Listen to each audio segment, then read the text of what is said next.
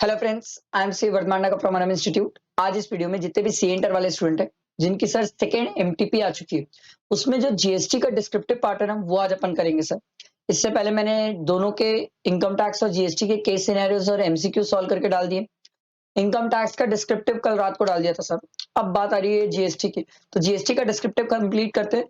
इससे CA inter वाले जितने स्टूडेंट हैं उनकी हर एक चीज मैंने कंप्लीटली सॉल्व कर दी। आरटीपी, एमटीपी, मैराथन हो गया, रिविजन लेक्चर हो गया, केस सिनेरियोज में डेली बेसिस में डाल रहा हूँ। हर एक चीज मैंने कंप्लीट कवरेज कर दी है। अब आपकी ड्यूटी बनती है फ्रेंड्स तक शेयर करना और लाइक करना सर। चलो टाइम वेस्ट नहीं करते, लेट्स स्टार्ट सर। लाइक जरूर करना ना। तो चलो पहले क्वेश्चन वन पढ़ने से पहले नीचे पढ़ते हैं क्या बोला sir. Compute the net GST payable in cash by mister Nandlal for the month of Feb. Okay भाई, इसका net GST payable in cash बताना है। और देखते हैं। Mister Nandlal registered under GST is engage in supplying services as discussed in the table below in Hyderabad. He has furnished, अच्छा registered है ना, ठीक है ध्यान रखना। He has furnished the following information with respect to the services provided and received by him during the month of Feb. Feb month की बात है सर। आओ देखो, सॉरी देखो पहला क्या दिया हुआ है। Carnatic music performance by mister Nandlal to promote a brand of readymade garments. क्या ये टैक्सेबल हो जाएगा? यस, ये टैक्सेबल हो जाएगा। ना क्लासिकल है ना फोक है सर, ये तो ब्रांड एम्बेसडर वाली सर्विसेज हो गई। तो क्या ये टैक्सेबल होती है? यस, ये टैक्सेबल है सर। तो एक काम करते हैं अपन ना, तुरंत तुरंत बाजू बाजू में साइड बाय साइड बनाते जाते हैं, ठीक है? तो क्या रहेगा, क्लियर रहेगा। ये कुछ ज्यादा अजीब नहीं बन गई ये लाइन, ये ठीक है। सीजीएसटी, एसजीएसटी, आईजीएसटी, वैल्यू लिख लेते हैं, पर्टिकुलर्स। सर हर एक स्टूडेंट एग्जाम में ऊपर पूरा लिख के आना ना, computation of net GST payable of mister Nandlal for the assessment year, ये पूरा लिख के आना, ऐसा नहीं कि छोड़ दिए sir. Value, CGST, SGST and IGST, crystal clear. इसमें सबसे पहला है आउटवर्ड की डिटेल, ठीक, थोड़ा जगह छोड़ देते हैं और इनवर्ड का डालेंगे, ठीक। साथ साथ पोस्टिंग करते रहेंगे तो गड़बड़ होने के स्कोप नहीं है सर। तो sir Carnatic music performance given by mister Nandlal, तो इसने दिया है सर सर्विसेज, तो ये आउटवर्ड है सर। म्यूजिक परफॉर्मेंस कितना? 1,40,000। अच्छा अब जीएसटी का परसेंटेज देख लेते हैं सर। जीएसटी का परसेंटेज देखो sir, rate of GST, CGST, SGST 9918, all inward and outward supplier exclusive of taxes, all condition has been fulfilled for availing the ITC। ये सिंपल सी बात। टर्नओवर दिया हुआ सर 2.5 करोड़, बाप रे बाप। तो नंदलाल का 2.5 करोड़ टर्नओवर दिया है, तो सर ये तो बिजनेस एंटिटी जिसका टर्नओवर एक्सीड कर गया सर बेसिक एग्जामिशन, वो बेसिक सर सर वो बेसिक रजिस्ट्रेशन लिमिट से ज्यादा इसका टर्नओवर हो गया सर। मैं इनकम टैक्स वाला टर्म बोल रहा था सर, बेसिक एग्जामिशन लिमिट, ठीक है सर। जो टर्नओवर की लिमिट होती है रजिस्ट्रेशन की, उससे ज्यादा इसका टर्नओवर है सर। तो ये बंदा तो रजिस्टर्ड भी है, टर्नओवर भी एक्सीड कर गया, बिजनेस एंटिटी भी है सर, थोड़ा ध्यान रखना sir. All the transaction mentioned above are intra state, सब इंट्रा स्टेट ट्रांजेक्शन है जब तक कुछ और ना बोले। तो ये कर्नाटिक म्यूजिक वाला भी इंट्रा स्टेट है, तो इसमें लग जाएगा 1,40,000 इंटू 9%, 12,600, 12,600 आईजीएसटी में डैश। अगला देखो sir, outdoor catering services availed for marketing event organised for his prospective customer. Sir outdoor catering services लिया है, अवेल किया है, ठीक है, तो इसके आउटवर्ड में आएगा नहीं। बात आती है सर इनवर्ड में, क्या क्रेडिट ले लूं? नहीं सर, क्यों? सेक्शन 17(5) सर ब्लॉक करता है क्रेडिट को। आप कैसे लोगे क्रेडिट? इसकी क्रेडिट आप ले ही नहीं सकते। आगे बढ़ते हैं। Services of transportation of student provided to HSMG college providing education as a part of curriculum for obtaining a recognised qualification.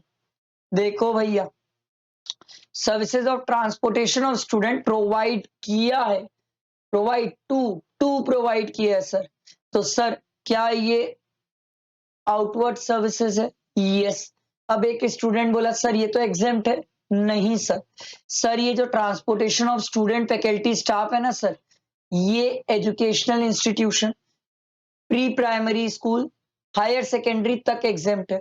ये किसको प्रोवाइड की जा रही है? कॉलेज को। तो सर ये टैक्सेबल है, तो इसको अपन लिख लेते हैं स्कूल। ठीक है, याद रहेगा।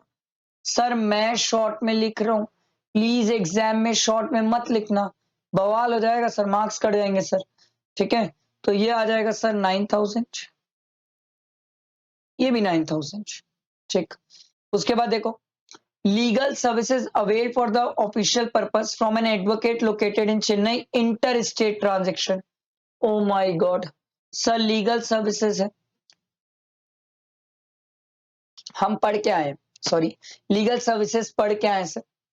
लीगल सर्विसेज अगर प्रोवाइड की गई है by an advocate to any business entity जिसका टर्नओवर एक्सीड कर रहा है sir to the threshold limit for registration, तो उस केस में सर टैक्सेबिलिटी होती है, और वो भी रिवर्स चार्ज में होती है। तो सर इसको मैं आउटवर्ड टैक्स लाइबिलिटी में नहीं दिखाऊंगा, इसको बाद में रिवर्स चार्ज वाली लाइबिलिटी है सर। और रिवर्स चार्ज वाली लाइबिलिटी जो है वो कितनी है सर? 1,75,000। ध्यान रखना सर, 1,75,000 आउटवर्ड की लाइबिलिटी नहीं, ये रिवर्स चार्ज की लाइबिलिटी है। इसको हम कैश में पे करते हैं। ठीक है, इसको हम कैश में पे करते हैं, इसके अगेंस्ट क्रेडिट यूज नहीं करते हैं, इसको हम कैश में पे करते हैं। जो हम पे किए उसकी क्रेडिट हम ले सकते हैं आराम से, कोई गड़बड़ी नहीं है। रिवर्स चार्ज की लाइबिलिटी मैं कैश में पे करता हूं, इसके लिए इसके अगेंस्ट कितना आ रहा है, रुको, 1,75,000 इंटू 18%, ये आ रहा है सर 31500। सर ये 31500 कैश में पे करूंगा, इसके अगेंस्ट क्रेडिट यूज नहीं करूंगा, पर जो मैं पे किया उसकी क्रेडिट तो लूंगा। तो सर क्रेडिट तो ले लूंगा ना, ये रिवर्स चार्ज वाला था, ये यहाँ, अरे ये 1,75,000। ठीक है, यहाँ डैश, ये 31,500 की क्रेडिट है मेरे पास। सर ये 31,500 की क्रेडिट यूज करना है, पर सर याद रखना, बवाल कर दोगे सर, इससे यूज मत कर देना, इससे यूज नहीं होगा, ये तो कैश में पे होती है सर, वेरी वेरी इंपॉर्टेंट। ठीक है, अब वो बाद में देखेंगे किससे यूज करना है सर। ठीक है, आगे देखो, services provided to IFMP bank as a bank correspondent with respect to accounts in branch of a bank located in urban area। Sir rural area होता तो एग्जेम्प्ट हो जाता, ये तो अर्बन एरिया है सर, क्या ये टैक्सेबल हो जाएगा? यस सर, बिल्कुल टैक्सेबल हो जाएगा। तो ये 2 लाख रुपए टैक्सेबल हो जाएगा। सर्विसेज प्रोवाइडेड टू है ना, तो ये आउटवर्ड है, बैंक कितने की सर्विसेज दी है सर? 2 लाख रुपए की। इंटर है कि इंट्रा है? ये इंट्रा है, तो ये आ जाएगा 18,000, ये भी 18,000। ठीक है, अगला देखो, recovery agent services provided to a car dealer. Sir car dealer है सर, बैंक होता तो रिवर्स चार्ज होता, कार डीलर में रिवर्स चार्ज नहीं होता है। तो recovery agent services provided to, तो रिकवरी एजेंट यहां डाल देते हैं, रिकवरी एजेंट कितने की सर्विसेज प्रोवाइड कर रहा है सर? 15,000 की।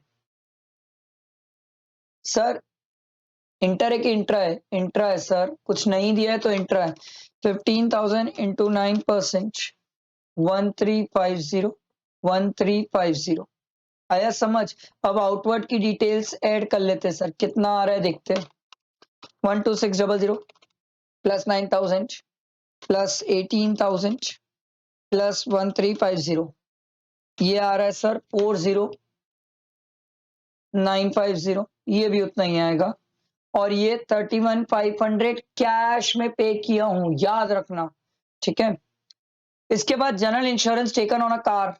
सर कार में जनरल इंश्योरेंस लिया, सिटिंग कैपेसिटी 5 है सर, इसकी क्रेडिट नहीं मिलती है sir, block credit, section 17, section 17 5 में ब्लॉक्ड है सर। ठीक है, तो अब बात ध्यान से सुनो और सीखो। सर ये मेरे रिवर्स चार्ज की लायबिलिटी थी जिसको मैं कैश में दिया, इसकी मैं क्रेडिट लेना चाहता हूं।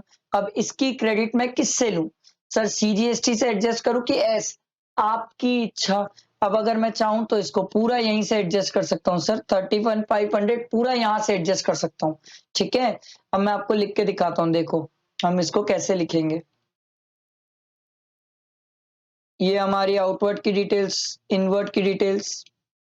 इनवर्ड में तो कुछ है नहीं, सीधा बस ये है, ठीक है। तो ये हो गया मेरा ए, ये हो गया मेरा बी। फिर हम लिखते हैं सर ए माइनस बी। तो सर ए माइनस बी तो कुछ है ही नहीं sir.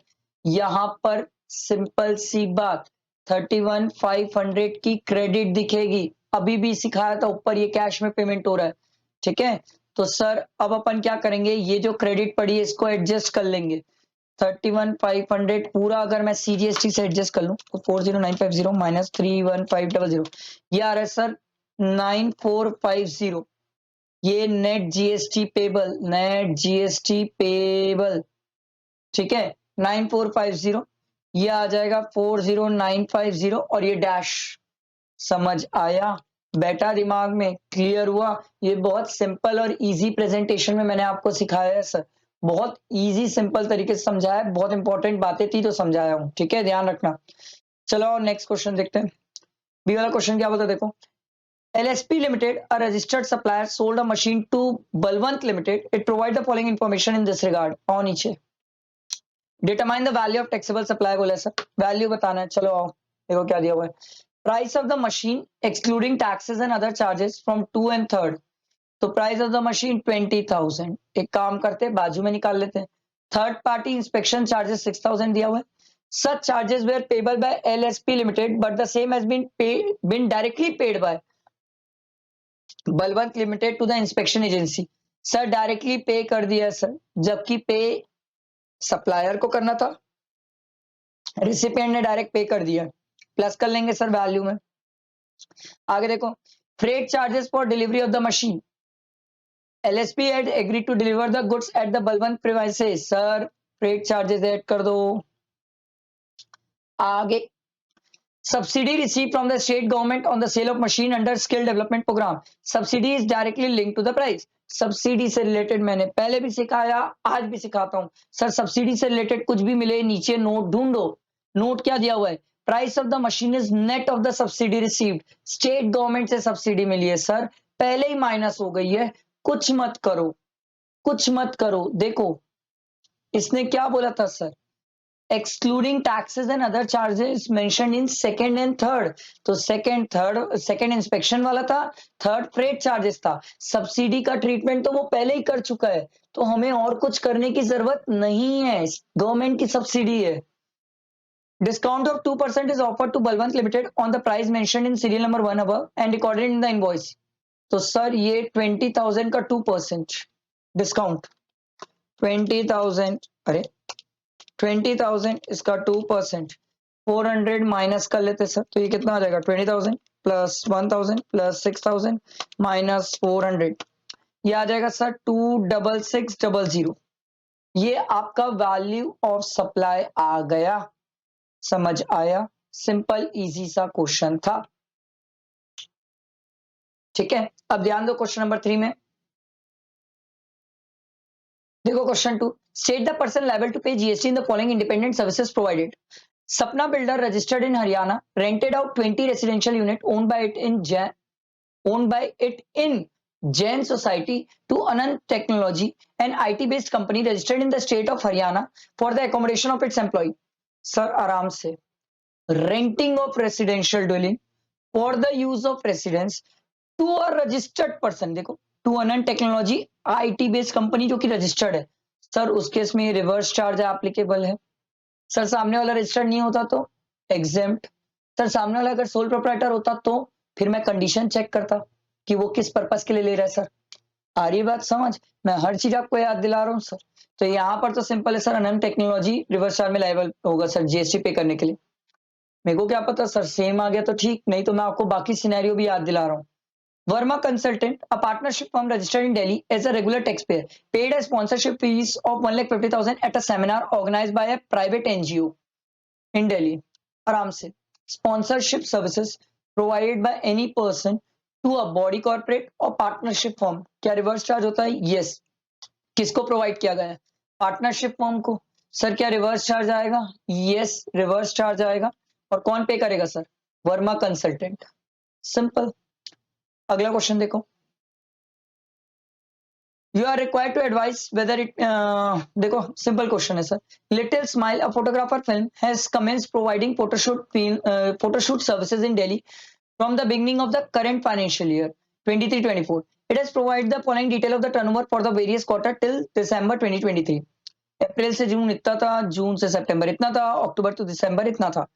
You may assume that the applicable tax rate is 18%. Okay. Little Smile wishes to pay tax at a lower rate and opt for composition scheme. Nice. ये 10(2)(a) ले सकता है sir. You are required to advise whether it can do so. Yes, yes. क्योंकि sir इसका पहला साल है तो पिछले साल टर्नओवर ही नहीं है, तो सर टर्नओवर ही नहीं है तो ये क्यों नहीं ले सकता इस साल कंपोजिशन स्कीम. 50 लाख से ज्यादा ही नहीं है क्योंकि था ही नहीं business. Calculate the amount of tax payable for each quarter. Sir कितना टैक्स पेबल आएगा. देखो सर इसने टोटल कितने वैल्यू का प्रोवाइड किया. 40 + 30 + 20 90 माइनस 20 तक तो बेसिक एग्जेम्पशन लिमिट रहती है सर, जहां पर रजिस्ट्रेशन ही नहीं कराना पड़ता. बात ही खत्म, बात ही खत्म. बचा कितना 70. सर हमने बोला था शुरू के 50 लाख तक, शुरू के 50 लाख तक हमें 6% पे करना पड़ता है, तो 20 में तो मैं एग्जेम्प्ट था. बचा जो 30 है उसमें 6% दूंगा. और कितना बचा 40 लाख एक्स्ट्रा. 40 लाख में 18%. Simple easy question. ये तो मैंने अपने भी स्टूडेंट्स को करवाया हुआ है, तो सेम टाइप का क्वेश्चन है सर, कुछ रॉकेट साइंस नहीं था इस क्वेश्चन में. ठीक है, आगे बढ़ते आओ. नेक्स्ट क्वेश्चन ध्यान दो. क्वेश्चन नंबर 3 देखो. Question 3, mister Sohan, a trader registered under GST in Delhi, is engaged in wholesale business of toys for kids. Mr. Roshan, registered under GST in Patiala, a regular return filer, supplies toys in bulk to Mr. Sohan for selling to end consumer. Mr. Sohan, paying tax in regular scheme in Delhi, has not filed GSTR 3B for the last 2 months. Oh my God. ठीक है. Mr.